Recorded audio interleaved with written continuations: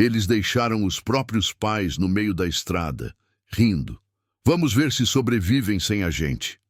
O que eles não sabiam é que aquele velho carregava um segredo que valia milhões.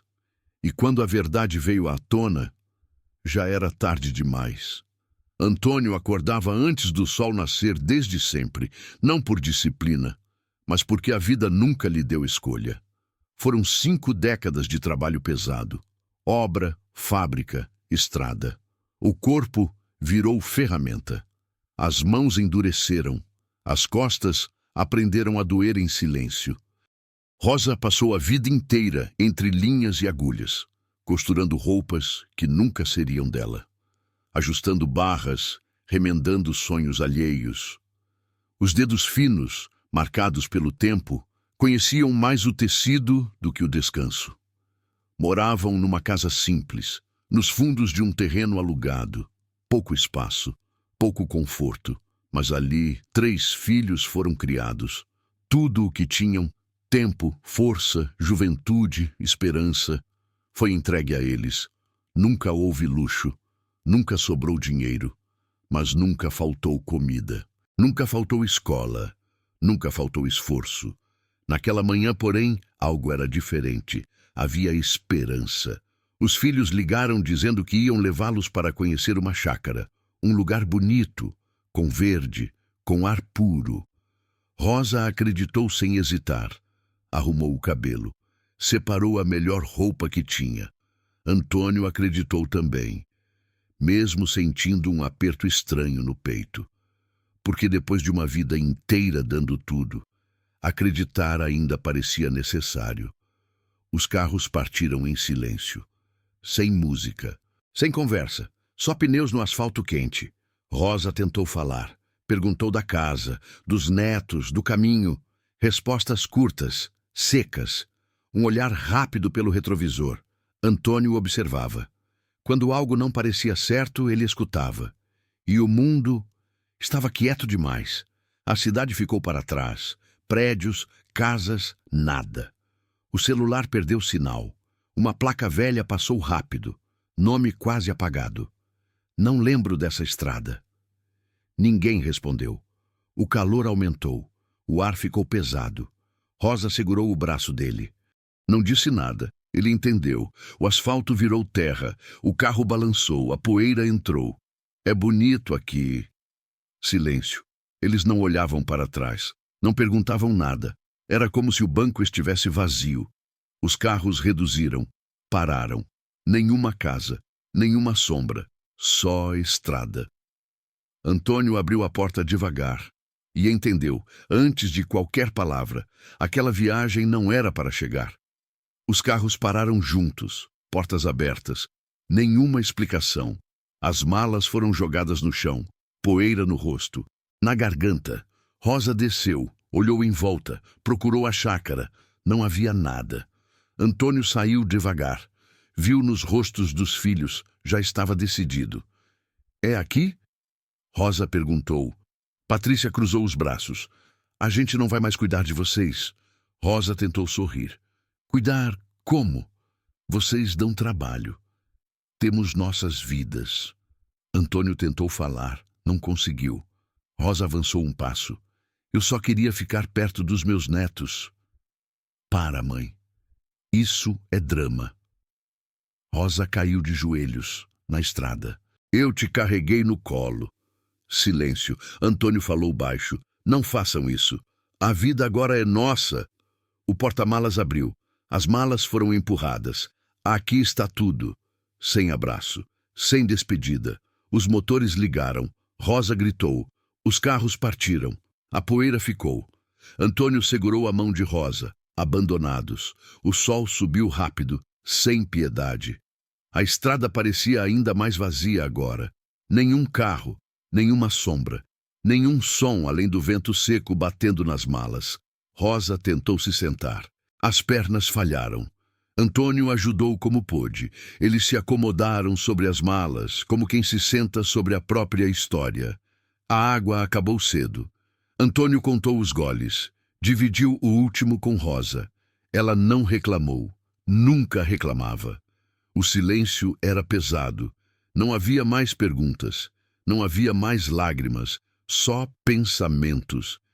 Antônio lembrou do terreno vendido, do dinheiro que virou diploma. Rosa lembrou das noites em claro, da comida dividida, das roupas remendadas. Tudo entregue, tudo esquecido. Rosa encostou a cabeça no ombro dele. Eles não vão voltar, né? Antônio demorou a responder. Não. O sol queimava a pele, mas o que doía mesmo era o que não tinha volta. E enquanto a estrada continuava vazia, algo invisível se quebrava ali. A certeza de que o amor, quando não é devolvido, vira silêncio. O barulho veio antes da imagem. Um som grave, distante, quebrando o silêncio da estrada. Antônio levantou o rosto devagar, como quem já não espera nada. Rosa apertou a mão dele. O caminhão surgiu na curva, lento, pesado. Levantava poeira, mas trazia algo diferente. Movimento. Quando diminuiu a velocidade, o coração de Rosa acelerou. Ela se levantou com dificuldade, acenou. O caminhão parou alguns metros à frente. A porta se abriu com esforço. Um homem desceu, cabelos brancos, rosto marcado pelo sol e pelo tempo. Ele olhou para as malas, olhou para o casal e entendeu tudo sem precisar ouvir nada. Vocês estão bem? Rosa tentou responder. A voz falhou. Antônio contou a história, sem drama, sem raiva, como quem já não espera justiça. O homem ouviu em silêncio. Quando Antônio terminou, ele respirou fundo. Meu nome é Josué. Eu também tenho a idade de vocês. Ele abriu a porta do caminhão. Ninguém fica numa estrada desse jeito. Rosa chorou ali mesmo, não de dor, de alívio. Antônio segurou o choro até o último segundo, depois não conseguiu. Josué ajudou com as malas, colocou água nas mãos de Rosa. Esperou, sem pressa. Enquanto o caminhão retomava a estrada, Rosa olhou pela janela. O lugar do abandono ficou para trás, mas a lembrança ainda não. A pensão era simples. Quartos pequenos, paredes claras, nada de luxo. Mas tinha algo que eles não viam há muito tempo. Calma. Josué apresentou o casal aos poucos, sem explicar demais, sem expor a dor.